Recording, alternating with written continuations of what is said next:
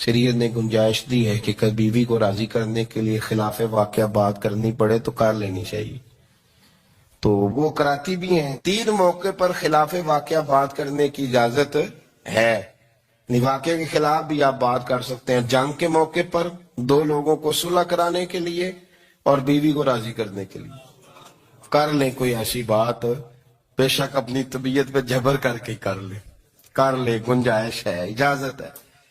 تو وہ کہتے ہیں جب وہ گاڑی میں میرے ساتھ بیٹھی بن سور کے، وہ تقاضا کرنے لگی کہ میں نے مطلب بڑے اچھے کپڑے پہنے ہیں پر آپ نے توجہ نہیں کرائی۔ وہ سیاںا بندہ تھا، وہ چاہ رہا تھا کہ میری خاتون سمجھ جائیں۔ وہ کہتے ہیں مجھے پتا تھا کہ بیچاری مس گائیڈ ہو گئی ہے، دل کی بڑی اچھی ہے، سیانی ہے، لیکن اس کو نا کچھ خواتین نے، کچھ لوگوں نے مل کے اس کو ذہن غلط کر دیا ہے کہ سماج میں نکلو، باہر جاؤ، کام کرو، فلاں کرو، اپنی مرضی سے جیو۔ تو میرے ساتھ گاڑی میں بیٹھی کہیں جانے کے لیے، تو مجھ سے کہنے لگی کہ آپ نے میری طرف توجہ ہی نہیں کی، آپ نے کوئی ذکر ہی نہیں کیا کہ میں کیسی لگ رہی ہوں۔ تو وہ کہتے ہیں میں نے اسے کہا کہ اگر تو ناراض نہ ہو تو پھر میں صحیح والی تعریف کر دوں۔ تو اس نے کہا کہ آپ کر دیں۔ تو کہتے ہیں میں نے درد سے اور خلوص سے اپنی بیوی سے کہا، خلوص کے ساتھ میں نے کہا میں تو روز گھر ہوتا ہوں، روز شام کو گھر ہوتا ہوں، اگر تو میرے لیے تیار ہوتی تو میں تیری تعریف کرتا، لیکن آج تو باہر جانے کے لیے تیار ہوئی، تو پھر ان سے تعریف کی امید رکھ جن کے لیے تو نے تیاری کی ہے۔ میرے لیے تیاری کرتی تو میں تو ہر شام تیرے پاس ہوتا ہوں۔ کہتے ہیں میرے لفظوں میں درد تھا تو وہ بھی رو پڑی، اور کہنے لگی آپ گاڑی روک دیں، مجھے باہر جا کے کسی کو راضی نہیں کرنا، میں نے اسے راضی کرنا ہے جس کو رب کریم نے میرا شوہر بنایا اور میرے لیے منتخب کیا ہے، میرے ماں باپ کو، میں واپس لوٹتی ہوں۔ یہ ایک پہلو ہے سلگتا ہوا، اس کو سمجھا جائے۔ رسول کریم صلی اللہ علیہ وسلم عرب کی کواری لڑکیوں سے زیادہ حیا والے تھے، کواری لڑکیوں سے زیادہ حضور حیا فرمایا کرتے تھے۔ جب خانہ کعبہ کی مکہ شریف میں تعمیر ہو رہی تھی نا، اہل عرب اس کو تعمیر کر رہے تھے، تو نبی پاک صلی اللہ علیہ وسلم اپنے چچا حضرت عباس کے ساتھ خانہ کعبہ کی تعریف میں مصروف تھے۔ تو عرب کے لوگ چونکہ لمبا کرتا پہنتے تھے پیروں تک، تو نیچے اگر کسی وقت کوئی چیز نہیں بھی ہوتی تھی تو کسی کو وہ نظر نہیں آتی تھی، چونکہ پردہ رہتا تھا، لمبا کرتا پہنا ہوا ہوتا تھا۔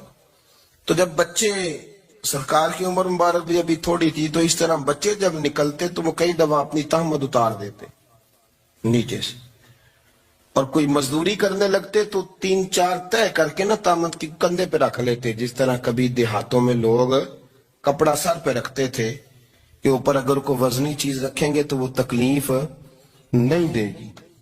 نبی پاک صلی اللہ علیہ وسلم بھی سب لوگوں کے ساتھ خانہ کعبہ کی تعمیر میں شامل تھے۔ تو حضرت عباس رضی اللہ تعالیٰ عنہ نے کہا حضور سے، ابھی اللہ نے نبوت بھی نہیں فرمایا تھا، بھتیجے آپ بھی تہمت اتاریے، یہ صحیح مسلم میں حدیث موجود، اور اس کو کندھے پہ رکھ لیجیے، آپ اینٹیں اٹھا اٹھا کے لا رہے ہیں تو ذرا آپ کو تکلیف نہیں ہوگی۔ تو سرکار دو عالم صلی اللہ علیہ وسلم سے یہ بات کہی، اور پھر جلدی سے حضور کی تہمت کو نکال کے نا، حالانکہ لمبا کرتا پہنا ہوا ہے، تو وہ جیسے ہی ان کے کندھے پہ رکھا اینٹیں رکھنے کے لیے، تو سرکار تو زمین پہ گر گئے، بے ہوش ہو گئے، آنکھیں آسمان کی طرف، اور پھر حضور پکار رہے ہیں آزاری آزاری آزاری، میرا تہمت دے دو، میرا تہمت دے دو۔ کبھی کوئی شخص اس وجہ سے بھی بے ہوش ہوا ہے کہ میرے وجود سے کپڑا اتر گیا ہے؟ حالانکہ سرکار پر وہ بے ہوشی بھی نبی پاک کا وہ جو غلبہ ہے نا شرم و حیا کا، اس کی وجہ سے ہوئی، ورنہ تو حضور فرماتے ہیں کہ میری آنکھیں سو جاتی ہیں، دل تو میرا اس عالم میں بھی جاگتا رہتا ہے۔ تو سرکار زمین پہ تشریف لے آئے، آنکھیں میرا تہمت دے دو، میرا تہمت دے دو، تو جلدی سے انہوں نے تہمت دیا تو حضور نے باندھ لیا۔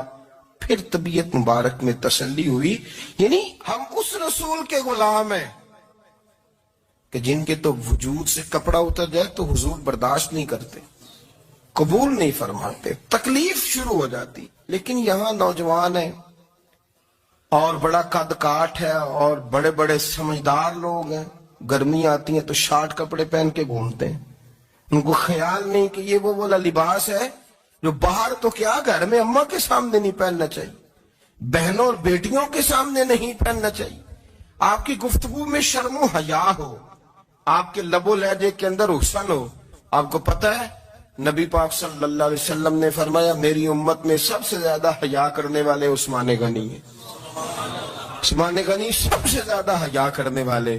آپ فرمایا کرتے تھے جب سے حضور کا چہرہ دیکھا ہے میں نے کبھی اپنی شرمگاہ بھی نہیں دیکھی، میں نے آنکھوں کا وضو نہیں توڑا، اور جب سے حضور کے دست مبارک میں نے بیعت کے لیے سیدھا ہاتھ بڑھایا تو پھر سیدھا ہاتھ میں نے کبھی گندگی کو نہیں لگایا۔ حیا۔ آپ باتھ روم کے اندر بھی غسل فرماتے تھے تو کپڑوں سمیت کرتے تھے۔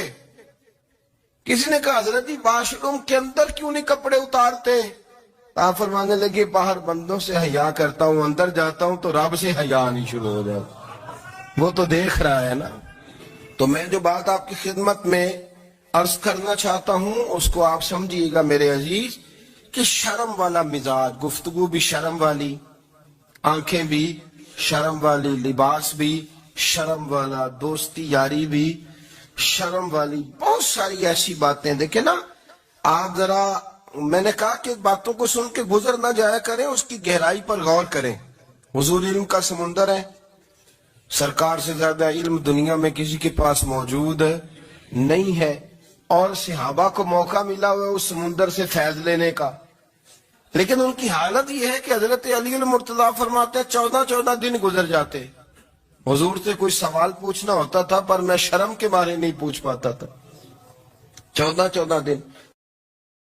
سب سے پہلے تو ارشاد فرمایا کہ یہ وہ محبوب ہیں جو نبی امی ہے۔ نبی پاک صلی اللہ تعالی علیہ وسلم نے کسی مدرسے سے پڑھا نہیں، حضور علیہ السلام نے کسی دنیاوی استاد کے سامنے بیٹھ کر تعلیم حاصل نہیں کی، محبوب کو جو پڑھایا اور سکھایا ہے رب تعالیٰ نے سکھایا ہے۔ حضور نے دنیا میں کسی سے نہیں پڑھا، حضور کا کوئی استاذ نہیں، لیکن علم و حکمت کے